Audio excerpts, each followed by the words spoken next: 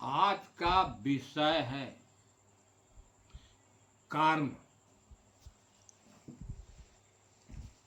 कर्म क्या है, कर्म की उत्पत्ति कहाँ से होती है और कर्म का परिणाम क्या होता है, आज इसी विषय पर विचार किया। पहला विषय है कि कर्म क्या है, कर्म किसे कहते हैं।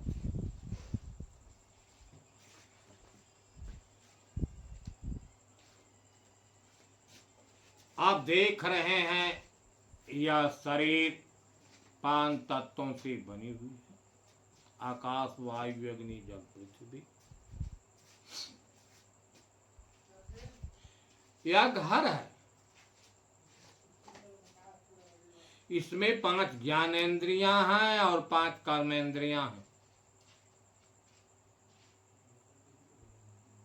इस शरीर से संयुक्त है, लेकिन शरीर रूपी घर में एक परमात्मा तत्व है, आत्मा, चाहे राम चाहे ब्रह्म, दूसर की उसकी माया शक्ति अंतःकरण,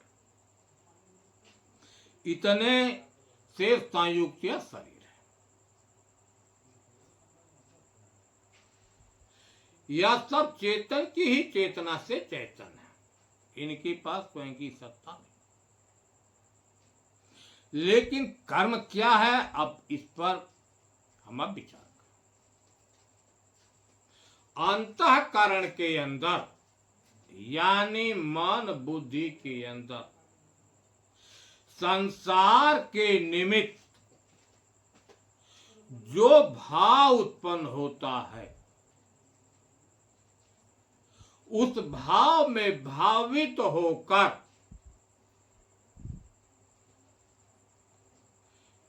इंद्रियों के जरिए जो कुछ कार्य होता है वही कर्म नाम से जाना जाता है।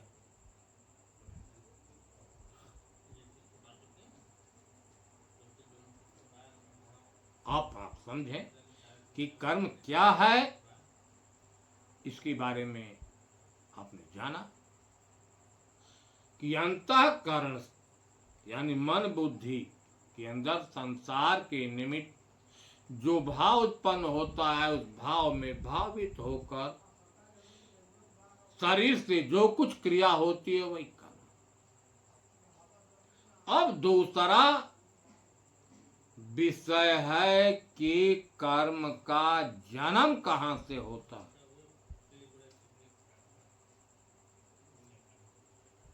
आप देखते हैं कर्मों का जन्म तीनों गुणों से होता है।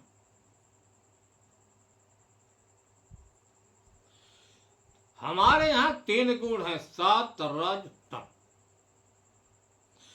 जैसे गुण उत्पन्न होंगे वैसे कर्म होगा, क्योंकि जैसे विचार ही बीज है, अब बीज से कर्म रूपी वृक्ष होता है, अकर्मों का परिणाम है उस वृक्ष का फल होता है।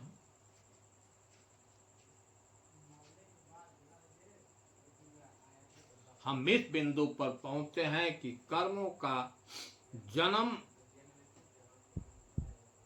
गुण से होता है। लेकिन फिर प्रश्न उत्पन्न हो जाएगा कि गुण की उत्पत्ति कहां से है। गुणों की उत्पत्ति अंतःकरण से है। जो सत, रज, तम तीनों गुण हैं, उनकी उत्पत्ति का केंद्र है अंतःकरण यानी मन और बुद्धि।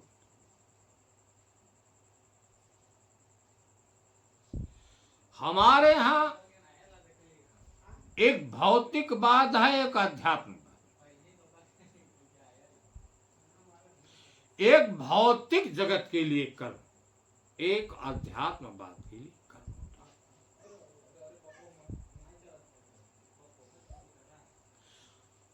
भौतिक जगत का मतलब सांसारिक वस्तुओं के लिए कर्म, आध्यात्मिक जगत का मतलब परमात्मा के लिए कर्म।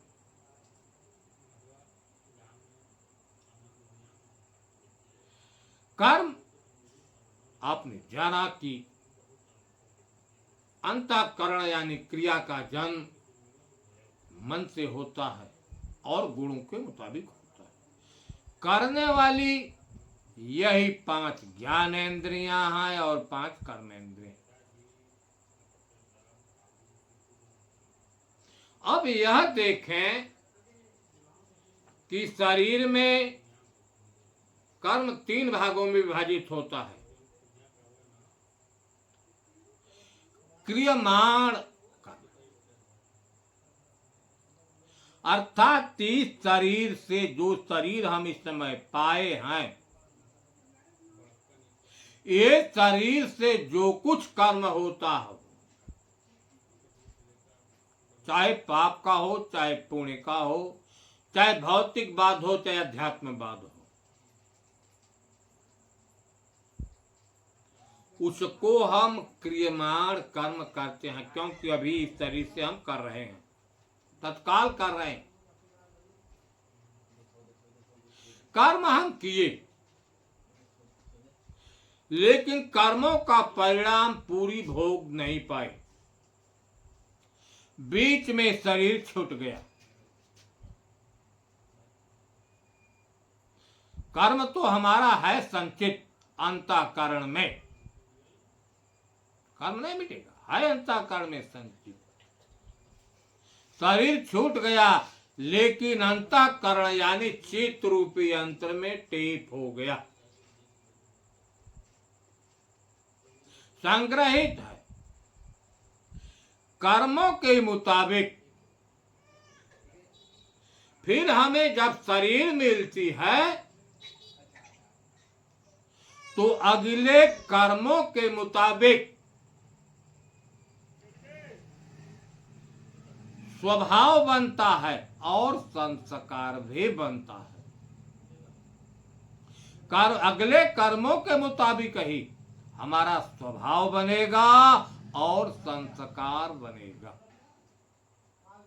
और वही संचित जो कर्म है अगले जन्म में प्रारब्ध बनकर अथवा भाग्य बनकर हमें मिलता है।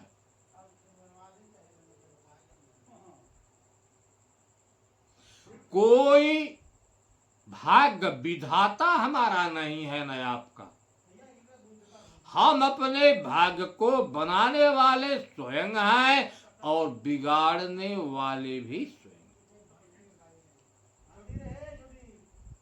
जन्म और मरण को देने वाले हम ही हैं, जन्म मरण के प्रवाह से बचाने वाले भी हम ही हैं। इसमें मूल जो है कर्म है।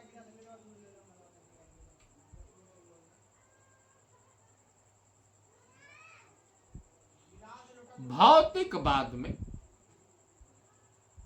किसी चीज की इच्छा हुई, मकान बनाने की, अब मकान बनाने के लिए पूंजी चाहिए,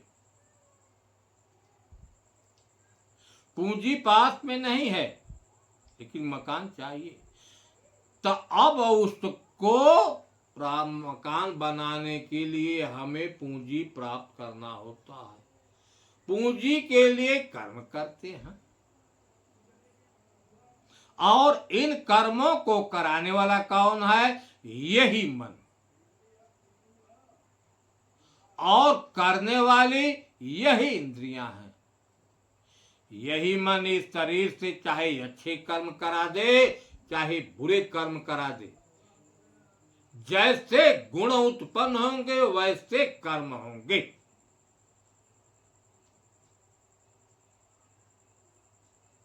लेकिन कराने वाला यही मन और बुद्धि है।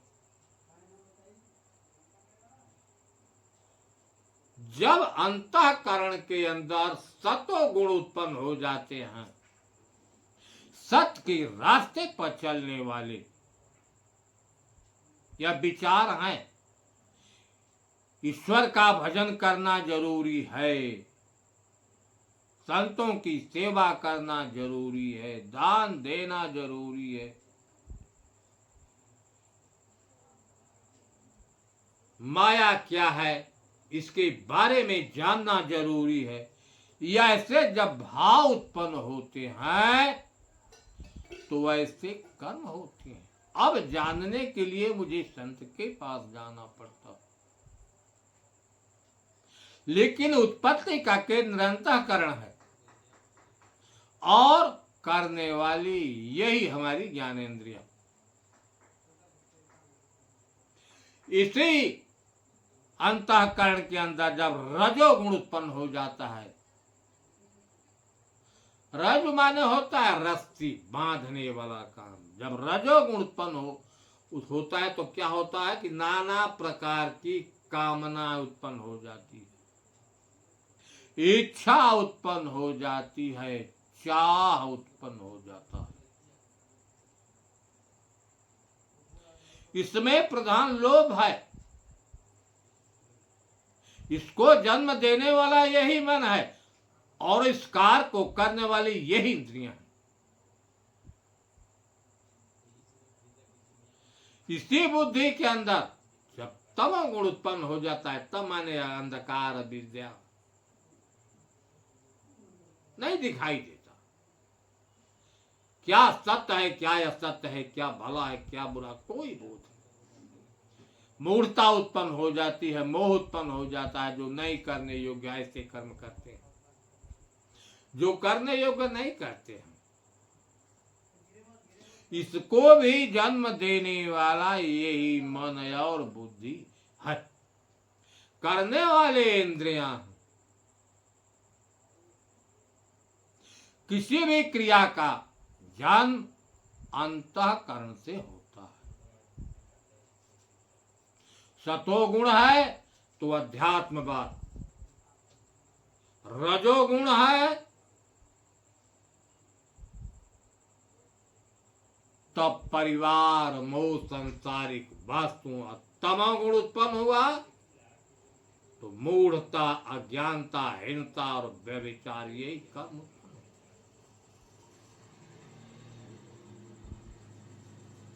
सारे कर्मों का जन्मदाता यही अंतःकरण है, मन और बुद्धि से। लेकिन कर्मों का परिणाम क्या होता है, हम इस पर विचार करें।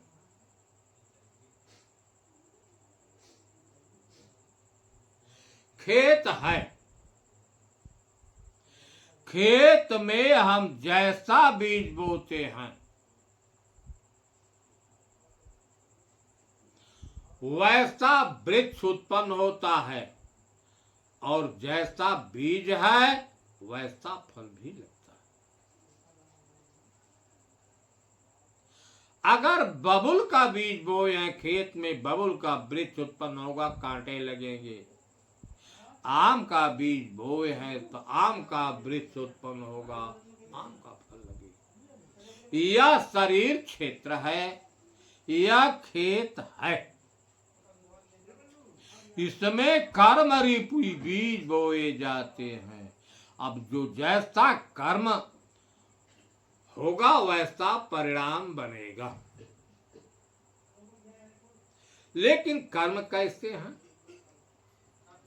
एक पाप और एक पुण्य।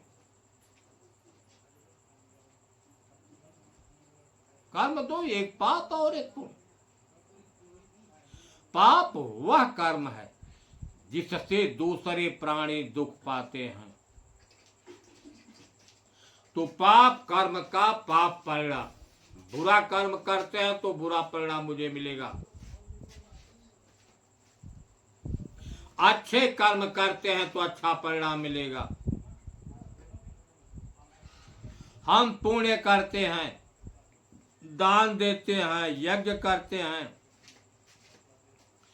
ईश्वर का भजन करते हैं, देवी देवताओं का पूजा करते हैं, संत महात्मा के पास जाते हैं, सेवा शुश्रूषा करते हैं, परिणाम बहुत बढ़िया मिलेगा। लेकिन कहीं यह कामना को लेकर हो गया तो उन कर्मों का परिणाम बन जाएगा। परिणाम पाने के लिए शरीर धारण करना पड़ेगा।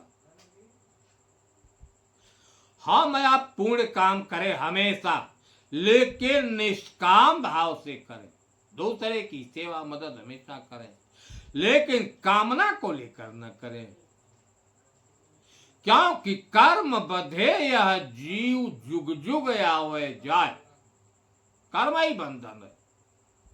कर्म का अंकुर जराए के तब हमारा पुरजा।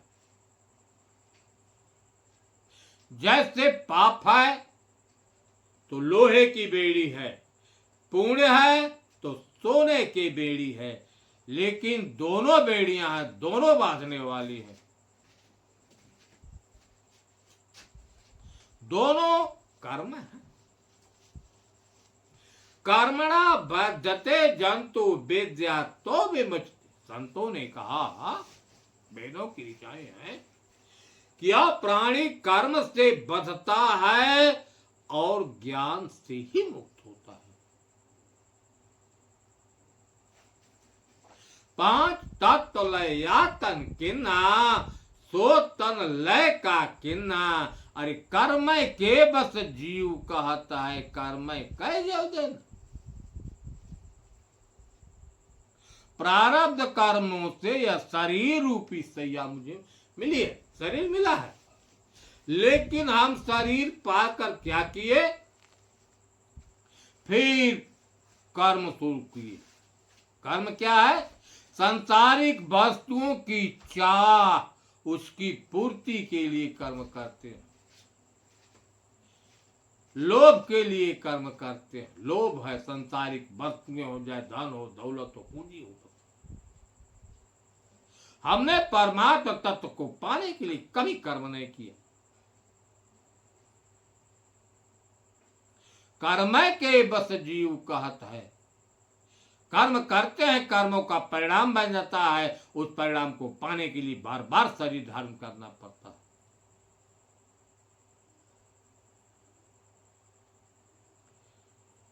हम जैसा कर्म करेंगे वैसा परिणाम हमें मिलेगा। हम हमेशा ख्याल करें कि जो भी कर्म करें निष्काम भाव से करें। कर्मों पर एक भजन है, थोड़ा उस पर आप देखें। कबीर साहब की बड़ी अच्छी भजन है कि अवधो कर्मन की गति न्यारी। कर्मों की गति अलग अलग है। कैसे? कि कर्म के चलते राजा हुआ।